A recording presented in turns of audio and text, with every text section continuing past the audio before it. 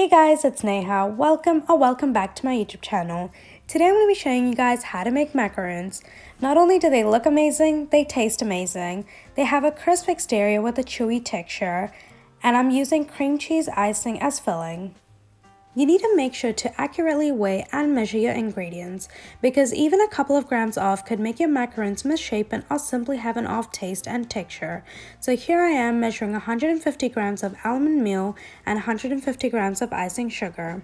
If you don't have almond meal, then you can just use ground almonds and blend them together. Using a food processor, blend the icing sugar and the almond meal for about a minute.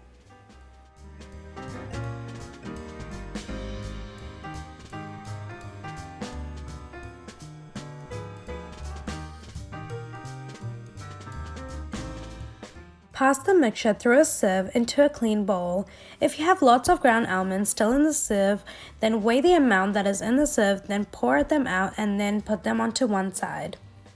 And then you can blend some more ground almonds and sieve it in the weight of the almonds that did not make it through the sieve with the new blended almonds.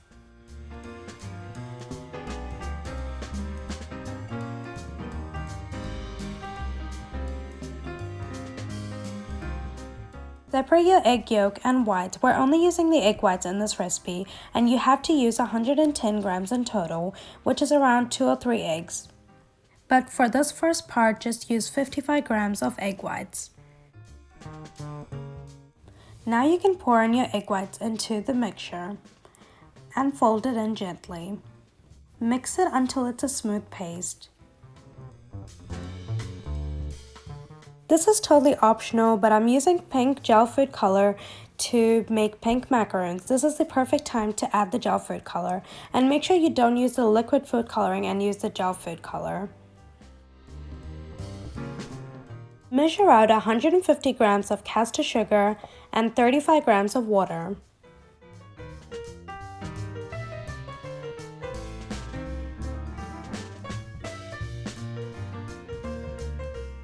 This step is very crucial because you're doing two things at once. So firstly, add the water and the sugar into a medium saucepan and place it on medium heat. And meanwhile, while you're doing that, add the remaining egg whites, which is 55 grams of egg whites, to a bowl of stand mixer and whisk it on medium to low speed while the sugar syrup heats up. The sugar syrup needs to reach 118 degrees on a digital thermometer. And by the time it is at that temperature, your egg whites should be frothy and thick.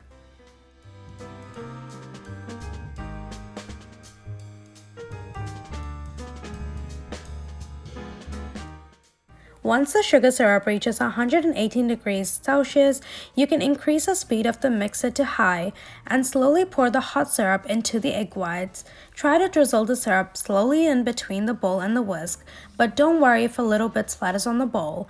You need to whisk this about 7 minutes, and after 6 minutes you can add a squeeze of gel food color into the meringue and continue whisking. You should have relatively stiff peaks when it's done. Take 1/3 of the meringue and fold it into the almond paste.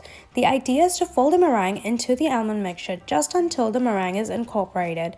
The key is to not overmix it, and if you do overmix it, your macarons will crack, and you can repeat the folding process with the rest of the meringue.